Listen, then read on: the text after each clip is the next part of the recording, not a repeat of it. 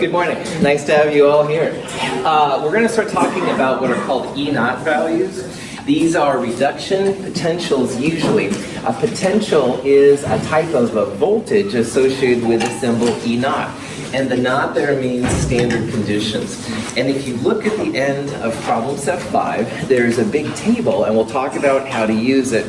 Now, all of these reactions can be listed as reductions where electrons are reactants, or oxidations where reactants are products, or electrons are products. And usually, these kind of tables are listed as reductions.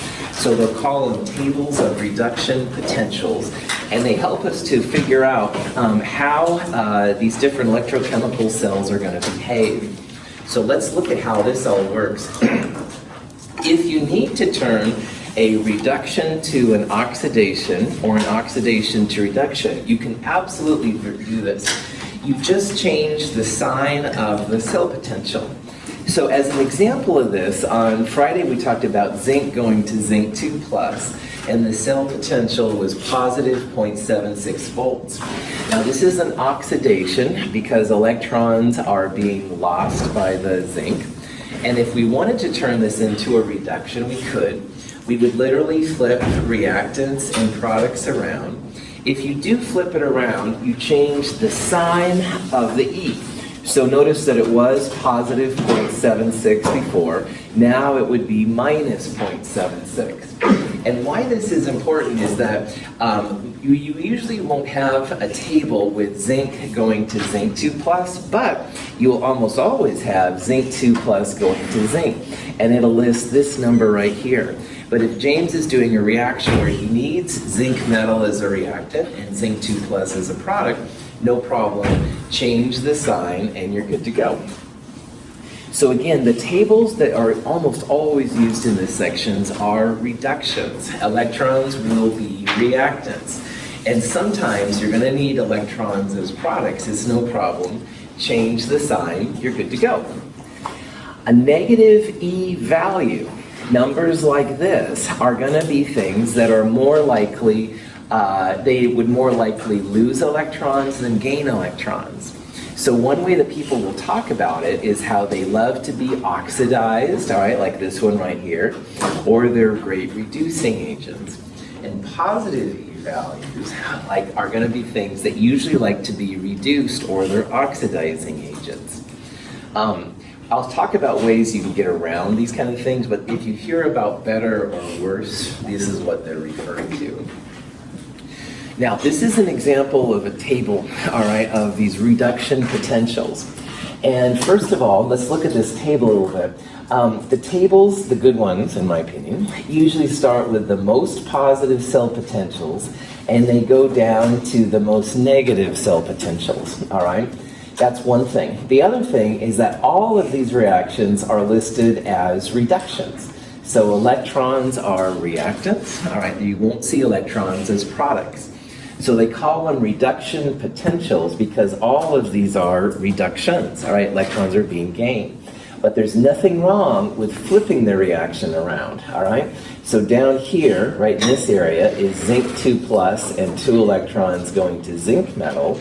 It's listed as minus 0.763 volts, which is close to the minus 0.76 we saw earlier. More often than not, we'll use the reverse of this, where zinc metal is a reactant, zinc 2 plus and 2 electrons are products. You would just change the sign from a negative to a positive in that case. So sometimes when people really get into electrochemistry then, they'll say, oh yeah, these dudes up here like to be reduced. All right, positive E values are the ones that are going to occur. And these guys down here with negative E values, they probably won't be reduced. All right, negative E's are harder to have happen. However, because you can flip them around, all these negatives would become positives. These are the ones that are more likely to lose electrons, to be oxidized. So like down here on the bottom, here's one of my favorite ones, sodium metal, all right? Sodium metal loves to become sodium plus 1. So if we wanted to figure out the cell potential, we would take the opposite of that number, positive 2.7 volts. On the other hand, up here we have fluorine. Fluorine loves to become fluoride. it naturally has a positive E cell value. So that means that fluorine is definitely ready to become fluoride. Fluoride going to fluorine would be negative 2.87. That would be less likely to occur. So notice here that positive E's, those are the ones that are going to occur, and those are the ones that we'll start thinking of. So you can do some interesting kind of things with these redox tables as long as they're listed with most positive in the top and most negative in the bottom. And this is an example of what's called the Northwest-Southeast Rule. And I'm not a super big fan of this, but I do want to introduce it to you in case you hear it.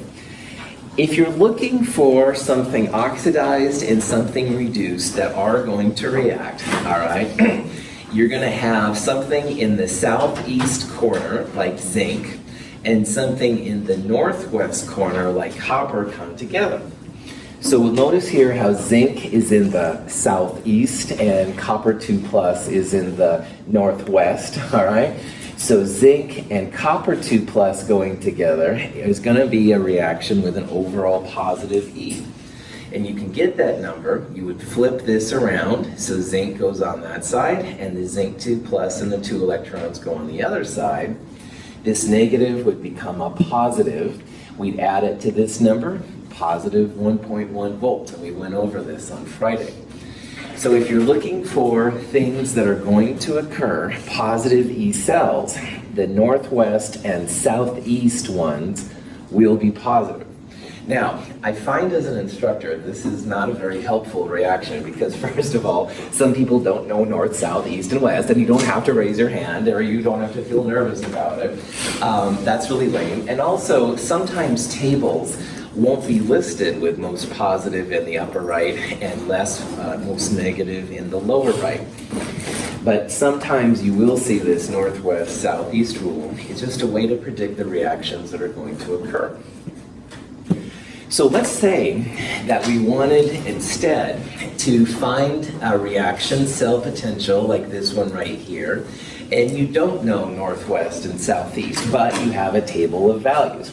I call this Michael's method, which is very vain, and I'm sorry. However, I've never seen it explained very well, so anyway, my apologies for my vainglorious moment here. But anyway, if you wanted to figure out the cell potential of this reaction, what you'd have to do is you'd have to separate out the like components like we've been seeing.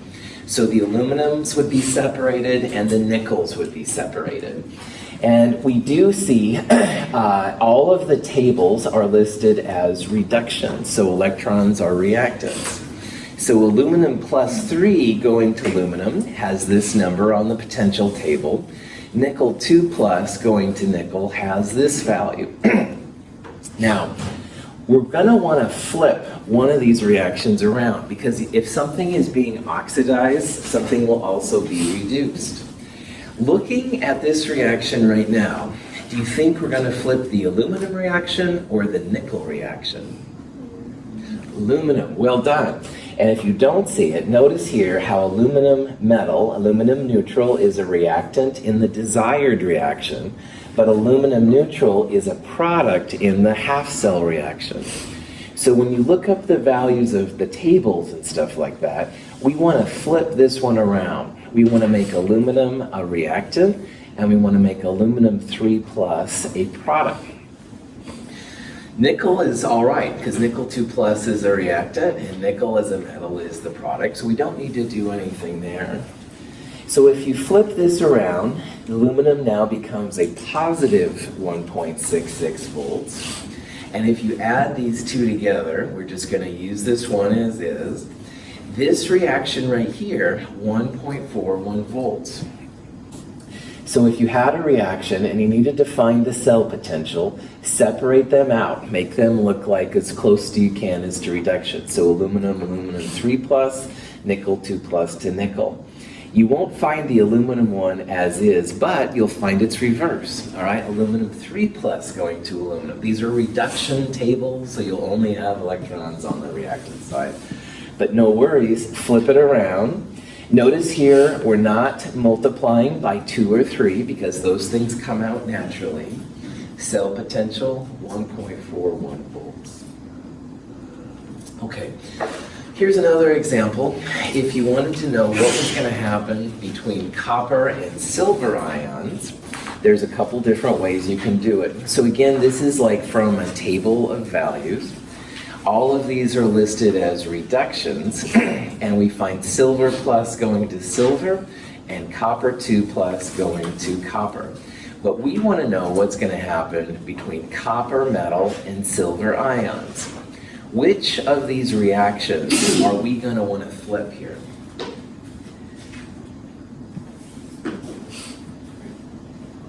Do we want to know what happened with copper, or do we want to know what's happening with copper 2 plus? Copper, that's right. There's no positive 2 right there, all right? So that means we want this version of copper, we not want this one. And let me underline again how important the charges are, all right? If you don't put charges, you wouldn't know if you had like copper or copper 2 plus and stuff.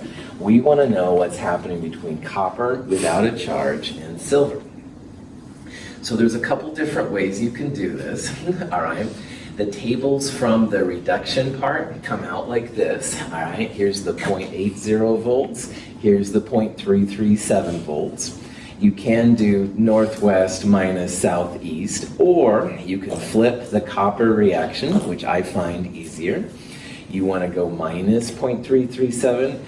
It's northwest, the silver plus, minus southeast, so that means flip the copper value. Or, what I find a lot easier is just flip copper around, man. Make that positive 0.337 and negative 0.337, so that way when you combine them, you're going to have the overall reaction, copper and 2 silver pluses, making 2 silver and copper, positive 0.46 volts. I don't care if you use northwest, southeast, or if you flip the reactions and add them together, the so-called Michael's method. All right, either way is fine. Just make sure you do like one or the other, like don't flip and then, yeah. Questions? So, this is the kind of question electrochemists would face. If you have a cell set up like this, and you have a cadmium metal strip in some cadmium 2 plus solution, and an iron strip and an iron 2 plus solution, which of these combinations do you end up with, all right? Now remember, in all these crazy redox, something's losing electrons and something's gaining electrons. So this first example, it's the cadmium losing 2 electrons, and the iron 2 plus is taking those 2 electrons. That would be option number 1. Or you could have the cadmium 2 plus taking the 2 electrons to make cadmium, and the iron giving up 2 electrons to make the pure cadmium. You could go either way, and the question is, which way does it go? The punchline of this problem is that your overall voltage has to be a positive number. So if you look up in tables, and again, they're all reductions, all right? Iron plus 2 going to iron, negative 0.4, cadmium 2 plus going to cadmium, minus 0.44. You want an E value, an overall E value, which is positive. You're going to flip one of these, all right?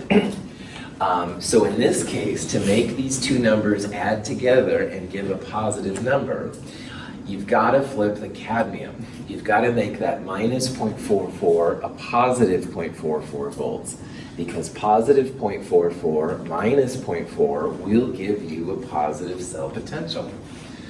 Now, so when you do this, it comes out to be positive 0.4. This is also when you could go northwest minus southeast, so minus 0.4 minus 0.44. I don't really like that way of doing it, but that would be an alternative way too. The punchline, positive E values. Another question, can the iodide ion reduce water? All right, this is another kind of question that scientists run into, and it'd be nice to know, all right? If iodide could start reducing water, we'd have things like hydrogen gas or something created, which would be bad. So if you look up in tables, all right, remembering that you have to have electrons as reactants and electrons as products, The iodide will be oxidized here to make iodine, and water adding electrons, you end up with hydrogen gas and hydroxide. So you add these two reactions together, iodide and water makes the iodine hydroxide and hydrogen. 2 electrons on the water side and 2 electrons created as products on the iodide side. The electrons will cancel out. Basically what we're asking here, will this reaction occur? And again, like on the last one, you want to add the cell potentials and see if you get a positive number. And you could probably see with those 2 numbers, no way, you're going to get a very negative cell potential. And negative voltages are the ones that don't occur naturally. So we would say then that iodide and water will not by itself make iodine hydroxide and hydrogen, all right? The negative cell potential is like a thumbs down, all right? It's like a reaction which is not going to occur. If you reverse the reaction, all right, if you took this and you flipped it on its edge, so the products become reactants and the reactants become products, this value now has a positive value, 1.363 volts positive. It's more likely by far that iodine and hydroxide and hydrogen will react to make iodide and water. Then the iodide and water will make all of these kind of guys. So this is kind of another thing you can do. You can say, aha, iodide won't reduce water spontaneously, which means it's not going to happen without getting it kicked in its teeth a little bit. On the other hand, the opposite reaction with its positive E, it's going to happen. So again, the punchline of these last 2 slides, positive E's are the ones that will occur, and the negative E's are the ones that won't occur. So knowing that, here's a question about mercury and tin, all right? And the question is here, will mercury as a liquid make tin 2 plus go to tin? What are is mercury or mercury 2 plus gonna be the reactant based on that part? What are we adding together here? What are the reactants?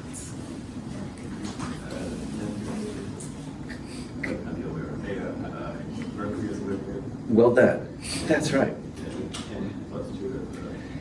The question itself, you're perfect, Anthony. The question itself is saying we're mixing some mercury as a liquid with tin 2 plus, and we want to see if those 2 together will make tin metal, all right?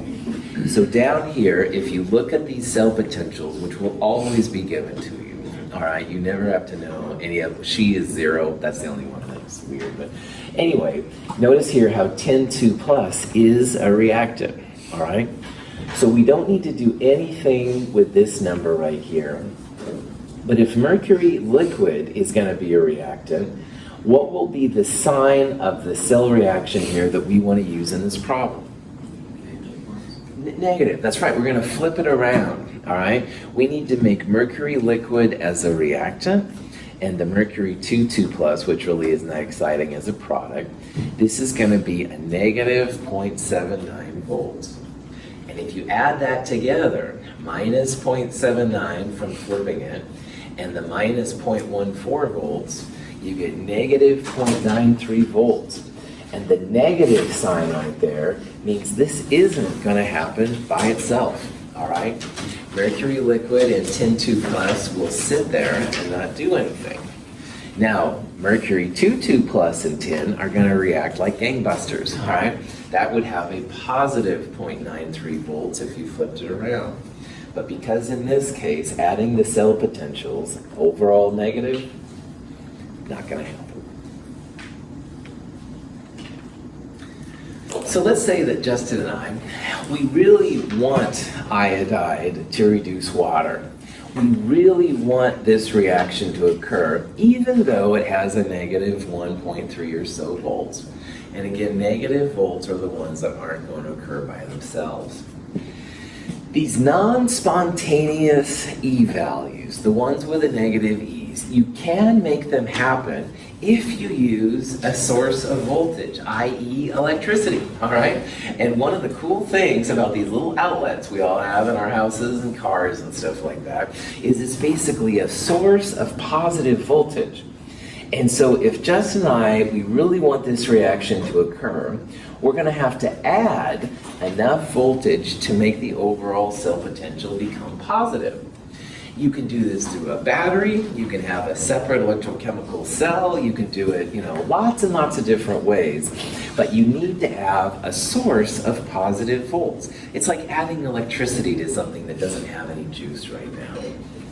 So in this reaction, if you added positive 1.363 volts, maybe even positive 1.364 volts, just a little bit more to make sure it's good, you're going to make this cell happen.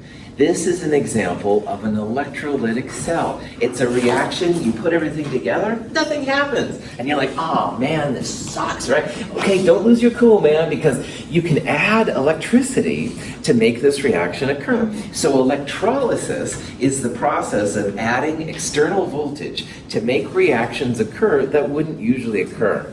Earlier we saw how fluorine loves to become fluoride. That's easy to do. Fluorine just loves to take those electrons. But making sodium ions into sodium metal, very, very negative E cell. So the way they make sodium metal is they add electricity. They add some electricity, and then sodium metal pops out. So just because you get a negative E, all right, you can make it happen if you apply enough energy. It kind of feels like you're cheating thermodynamics because this is a reaction which is non-spontaneous. However, you're using the spontaneous energy of another reaction to make it occur. So I think of this as a way to cheat. You're not really cheating, all right? You can't fight thermodynamics, basically, but at least not so far. But you can make the spontaneity of one reaction make another reaction occur. The person who first figured this out, arguably, his name was Faraday. And Faraday was a really interesting person. This equation right here is a way to relate the E values to the delta G values. And remember that if a delta G is negative, it's spontaneous, which means it occurs. And now we've seen today that if E is positive, it's spontaneous and it occurs.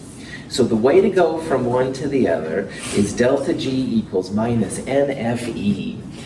F is the Faraday constant, all right? It's the very last number I will ever make you memorize / put in your calculator / make a tattoo, whatever you want to do.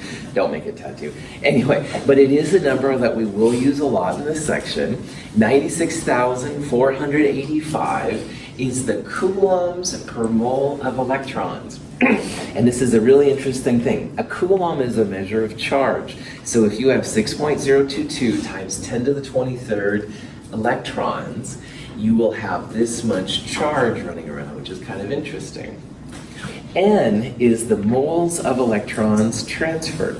So when you have two half reactions, you add them together and you make sure they cancel. The N is literally the moles of electrons that you're canceling on both sides. So Faraday is the last little piece here. We're going to start pulling things together. If you have a delta G equals minus NFE and you want a product favored reaction, you're going to have a negative delta G, a positive E value. This is why E values, the cell potentials, have to be positive for them to occur. On the other hand, reactant favored reactions, all right, the delta G's are positive numbers, and because of that negative, it's going to make the E values negative. So you can think about then, if you have a positive E or a negative E, what that means in terms of spontaneity. Oh, this terrible person, Faraday. I mean, really, come on. Faraday was actually a really interesting individual, more for people of the... anyway, you'll see more about him later, but... all right. So, here's a reaction. Let's say that we wanted to find delta G, all right? Delta G equals minus NFE. So if E is positive, what's going to be the sign of delta G? Negative, all right? So right away over here, you can pull out answers A, B, and C. all right? It's not going to be 0. It's going to be a negative number. The question is here, will it be minus 103 or minus 206? And the reason I do this is I want to talk about n. Tin is going from a positive 2 to a 0, so it needs 2 moles of electrons. And vanadium is going from a 0 to a positive 2. Vanadium is losing 2 moles of electrons. So the n in this one is going to be 2. If you go minus 2 for n times 96,485 times 1.07, you initially get a number which is like minus 206,000. It's massive. Chemists usually do things in kilojoules because who wants to deal with big annoying numbers? So minus 206 would be the right answer.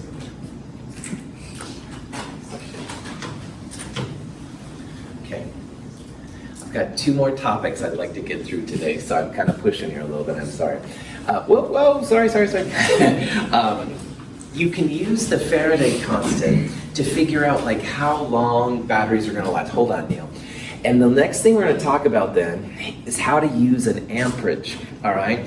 And if you've talked in physics, if you've taken physics, an amp is a way to measure the current that comes through.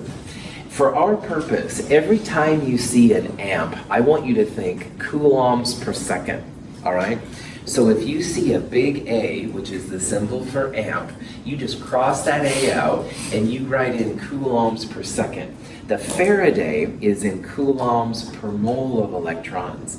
So we're going to use the coulombs per second and the coulombs per mole of electrons to figure out how much stuff we need to make batteries and also how long the battery will last. All right, Neil, go. Faraday's constant is in joules. It's coulombs per mole of electrons. All right. A coulomb is also equal to a joule volt. I think that's what you need for that one and stuff. So, good. Here's an example of what kind of thing you can do. Let's say that you want to have a current of 1.50 amps, which is 1.50 coulombs per second. Amps is sometimes given the symbol capital A. If you see it, that's what it means. And you want this solution to go through a silver plus solution for 15 minutes. And the question is, how much silver are you going to make?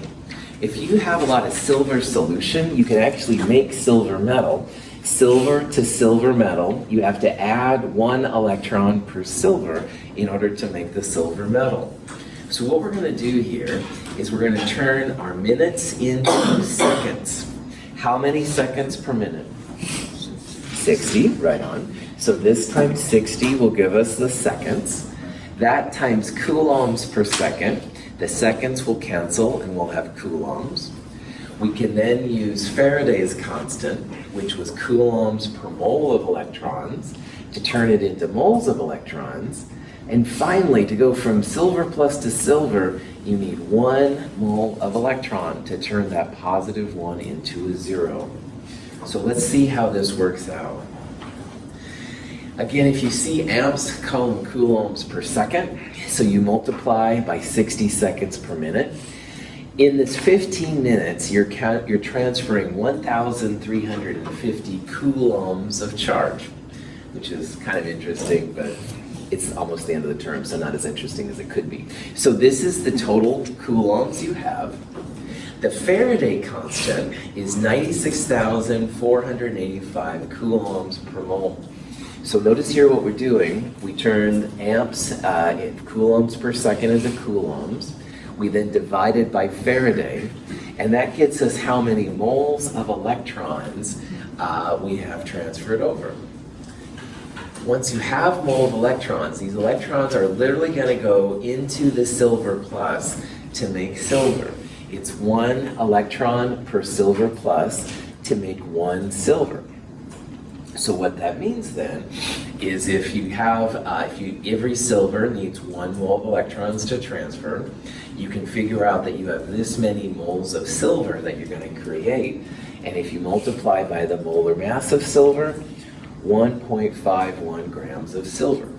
When the price of silver goes up, a lot of times people will do this. They'll collect all the silver plus waste, which happens in photography, and we create it here at Mount Hood. You can add a little electricity to it, and you can turn your silver plus into silver metal. And then people try and sell it and stuff like that. Cool. The other kind of application that you can have on these problems is when you want to know how long a battery is going to last. So let's say I said, hey Christina, let's go out in the desert and look at stars. And she's like, wait a minute, Russell, you're using your own homemade kind of battery here. And Christina's like, I want to know how long this battery's going to last, because she doesn't want to get trapped out there in the desert. And I don't think about things like that. So in my homemade battery, I'm taking lead and I'm turning it into lead 2 plus. Remember, sulfate has a -2 charge. So I'm going lead to lead 2 plus, and 2 electrons are being used up. So in this particular battery, to make the car go, all right, it's a 1.50 amp battery, which means 1.50 coulombs are being delivered per second. And if I have a pound of lead, which is 454 grams, if I have 454 grams of lead, Christina might want to know how long this battery is going to be good for, all right? So what you can do is do the opposite of the problem we just did. In the last problem, we started with time. We went to coulombs, all right? Coulombs to moles of electrons to grams. In this problem, we're going to start with grams. We're going to go to moles of electrons, essentially, then to coulombs, and then finally into time, into seconds. So 454 grams of lead, if you divide by the molar mass, is about 2.19 moles of lead. And every lead is going to give up 2 electrons. And we know that because lead 2 plus is what we have, so lead going to lead 2 plus, or because it's a half reaction, you can literally see here that there's 2 electrons happening. So that means there's going to be 4.38 moles of electrons in that 454 grams of lead. Once you have moles of electrons, the Faraday constant will allow you to figure out how many coulombs you have. And again, the Faraday constant, 96,485 coulombs per moles of electrons.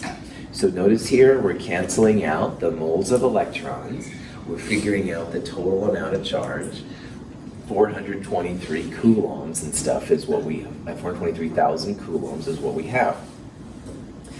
An amp is a coulomb per second, all right? So if you take that coulombs and you convert it into time, a coulomb divided by coulombs per second is how we're going to find the time. So when you do this, it comes out to be 282,000 seconds, about 78 hours. So Christina goes, well, Russell, as long as we're back within about 12 hours, because I don't trust that you measured out 454 grams, we should be fine. Our battery will keep going. This seriously is a nice way to see how long batteries will go. And you always want to be a little conservative. This battery will arguably last 78 hours. Question? Yeah. So they get from mole of lead to mole of electrons. You just times 2 because it's combining with the SO4, which is negative. Exactly. In this problem, Justin, you could also see that the lead was literally creating 2 electrons. Sometimes you have to dig it out. The easier way, I think, would be the +2 from 0, all right, which is a 2 electron transfer. But yeah, either one of those methods would be fine.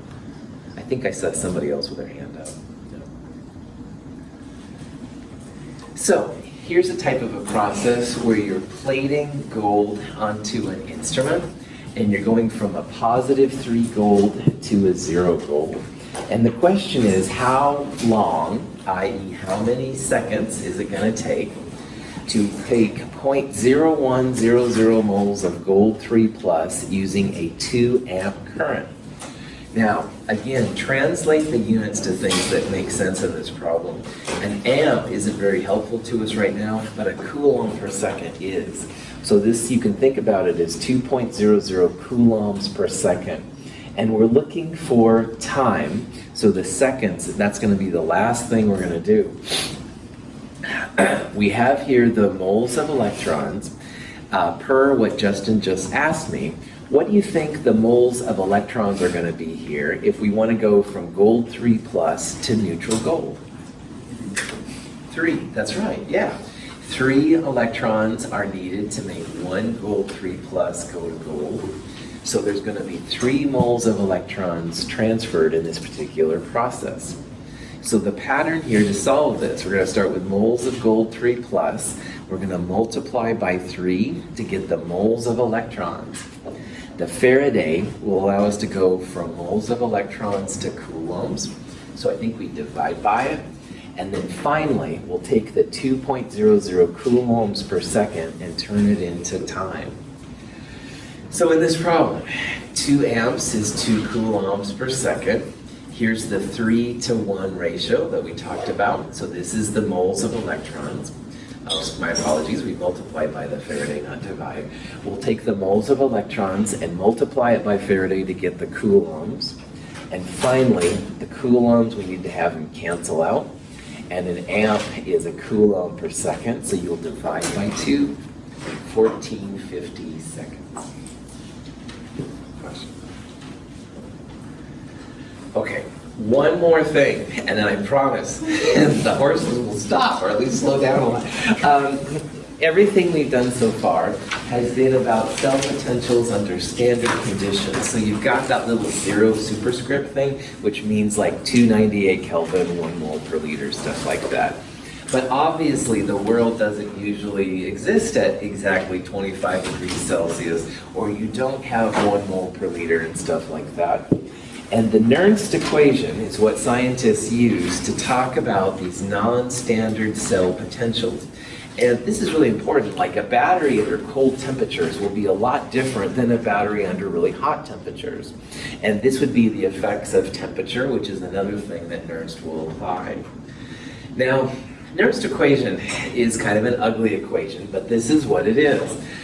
E is the cell potential under your weird conditions. So too hot, too cold. You don't have 1 mole per liter, these kind of things. This would be the cell potential under standard conditions, and we want to find what the cell potential will be if we don't have standard conditions. So to translate the standard condition into the non-standard, you subtract RT over NF, natural log of Q. R is the 8.3145 number, the energy R we've used off and on this quarter. T is the Kelvin temperature. F is the Faraday constant, and again, E naught is just the standard cell potential. N, once again, is going to be the moles of electrons transferred.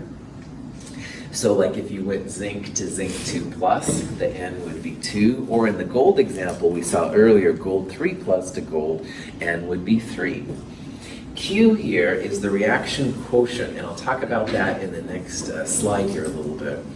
But again, if you have a cell, a battery, under non-standard conditions, too hot, too cold, different concentrations, etc., you're on Mars or something, you'd want to use the Nerst equation. So, a zinc-copper cell shows a potential equal to the standard potential of 1.10 volts when both zinc and copper are in solution at the same concentration. If more copper ion is added to the cathode compartment solution, however, the cell potential increases. So, if we have 1 mole per liter, 25 degrees Celsius, etc., the cell potential, like we saw on Friday for the copper 2 plus and zinc going to zinc 2 plus and copper, the cell potential will be 1.10 volts, and that's totally cool. But what they did in this video is they added extra copper 2 plus. So instead of having 1 mole per liter, maybe you have 1.1 moles per liter, something like that. And you can see in this little silly example how the cell potential changed, all right, became 1.11 volts. So we're going to use the Nerst equation to figure this out. But notice my little note here. Good old Le Chatelier's kind of always in the background of all of Chem 223. We can use this to predict what the effect is going to be. If you add a reactant by Le Chatelier's principle, how's that going to affect your reaction? Shift to the right, shift to the products. Absolutely, right on. You added something, it should shift to the opposite side. Adding copper 2+ should make your reaction become more product favored. And more product favored is like more E, all right? The E becomes positive in their productive values. So if you add more copper 2+, we would expect the cell potential to go up. It's going to be more product favored, more spontaneous than it was. If you took out the copper 2+, then we would expect the reaction to shift to the reactant side. We would expect the cell potential to decrease. So even here, a long ways away from the equilibrium stuff we started with Le Chatelier's can still help us to kind of make sense of the values and also help us feel confident about the numbers we calculate. So here's a problem where we're going to find the cell potential for when we have zinc 2+ at 0.0010 moles per liter, the pressure of hydrogen gas 0.10 atmospheres, and a pH of 0 at 290 Kelvin. So yowza, this is a weird problem, all right? Because first of all, we've got all these strange things up here, and we're trying to figure out like what is happening, all right? So what we're going to do to solve this problem is we're first going to try and figure out what's the cell potential under the standard conditions as if it was 298 Kelvin. And you can probably imagine it's got something to do with zinc 2+, it's got something to do with hydrogen, pH is related to H+. So let's see if we can use this stuff to see what's going to happen. Now, zinc metal going to zinc 2+ has a positive 0.76 volts, and 2H+ going to H2. This is the so-called She equation that we talked about, and the She equation is like the measuring stick that all this is done for, 0 volts. So if it's going to be a reaction which is going to occur, we need to have a positive E cell value. So to get a positive E value out of these, 2H+ and zinc will make zinc 2+ plus H2 gas. This number right here is the standard cell potential, all right? We actually did this the other day when we found out we were talking about the She electrode. Now we can incorporate, first of all, that positive E's are the reactions that are going to go. And also, because this is standard, we're going to need the moles of electrons here. And notice how both of these have 2 electrons that we're canceling. That's the N value that we're going to use here in a little bit. So if this reaction was standard conditions, positive 0.76 volts will occur. Let's go back to these numbers.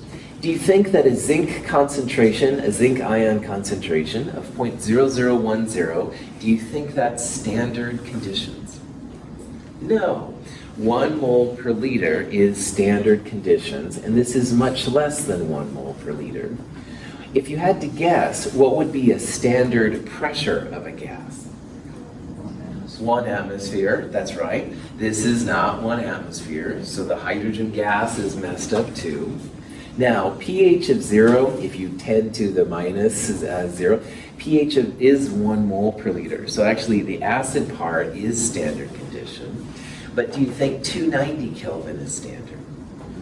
No, 298 Kelvin is standard. So if we did all of these at 1 mole per liter and 1 atmosphere and 298 Kelvin, this is the number that would pop up. But as you can see, there's several subtle kind of things here going on. Our cell potential will be a little bit different than that. So, woohoo, Nerst equation to the rescue. E equals E0 minus RTNF natural log of Q. R, again, is just the gas constant, 8.3145. The temperature here is the Kelvin temperature, 290 Kelvin. And as we saw on the last slide, is 2 moles of electrons transferred. and our good old friend F here, the Faraday, 96,485.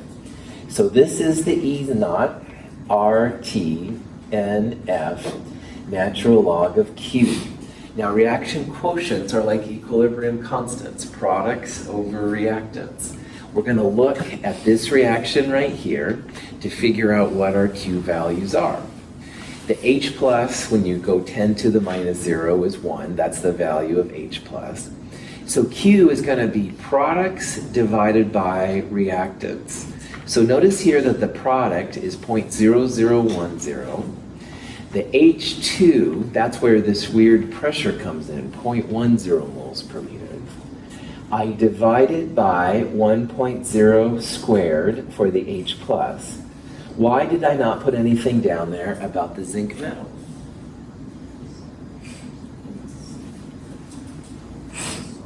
Solid, that's right. Solids and liquids always pulled out of equilibria and Qs and stuff like that. So you can ignore it. So this is our beast Q. This is all that stuff right there. 0.76 was the standard cell potential we saw on the previous page. When you go minus RTNF natural log of this, you get positive 0.12 volts, cell potential positive 0.88 volts. Prof hat off. Dr. Russell, that's the end of the term. What the are you talking about? I don't know if these numbers make sense or not and stuff. I'm freaking out. Prof hat back on. You can still use Le Chatelier's to kind of help you make sense if at least the magnitude of the answer is meaningful. And here's what I mean by that. H plus is standard conditions, 1 mole per liter. Zinc we don't have to worry about. But notice here how both the zinc 2 plus and the H2 are less than what they should be, all right? They don't have as much. We're like taking away the zinc 2 plus and the H2 in order to make these values pop out. If you take something away by Le Chatelier's principle, what do you do to the equation? Do you move it to the right, to the left, or stay the same? More product, that's right. It's going to move to the right, more product. Moving to the right in terms of product means your E is going to go up, all right?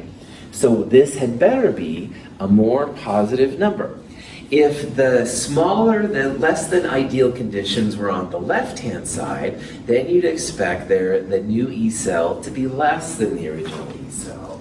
So Le Chatelier's principle, once again, does kind of help you to make sense and see if these numbers make sense or not. So, questions? Okay. There's lots of different kinds of things you can do with Nerst equations, cell potentials, and stuff like that. If you really are at equilibrium K, all right, you can turn a cell potential E into an equilibrium constant K. The E naught equals RTN over NF times the natural log of K. So if you have a redox reaction in a K value, you can actually turn it back to cell potentials and vice versa. If you look at these things close enough, R is a constant, F is a constant, that's the 96,485. T, if you're at 298, you can actually even quick and dirty it down to this one, where a cell potential E, under standard conditions, 0.0257 divided by the moles of electrons transferred times natural log of K. So if you need to go from a cell potential to a K or a K to a cell potential, this is just one more kind of quick and dirty way that your instructor likes so much. Sometimes you'll see the triangle, like this one. I don't know if I like it or not, honestly, but what it does is it's a nice way to relate delta G, K, and E values if you have a redox reaction. So delta G equals minus RT natural log of K. We saw that in the last chapter. Delta G equals minus NFE is one way to go from a delta G to an E we saw earlier. And now, this is the newest one, E and K can be related. E equals RT over NF, natural log of K. You have to have a redox reaction to have the E values and stuff like that, but otherwise it's pretty cool. Questions? Margaret? When you were looking for the cell potential something we found on a table. That's right. Where is that? Problem set 5. Look at the end. There's a whole bunch of extra pages, and there's a cell potential list in there and stuff. I would use that one. If the answers I give you will be based on that table. So cool. If you don't see it, just email me and I'll send you the link. Believe it or not, that is all of this chapter we're going to do. All right, the remaining stuff on batteries is kind of fluff that if I have time for, I will do. I don't have time for it. So on Wednesday, we're actually going to start reviewing for things. Please this week remember, bring closed-toed shoes. If you wear sandals or flip-flops, I will send you home because you cannot have open-toed shoes in this lab. Also bring your safety goggles this week, very important. Tigran, you had a question at just... You said we only use this one as a redox. Right. That's right. If it's not a redox, then you don't have a cell potential. So you could still do this part, but these parts over here wouldn't make any sense. All right. Have a good day. See you soon. Thanks for being here.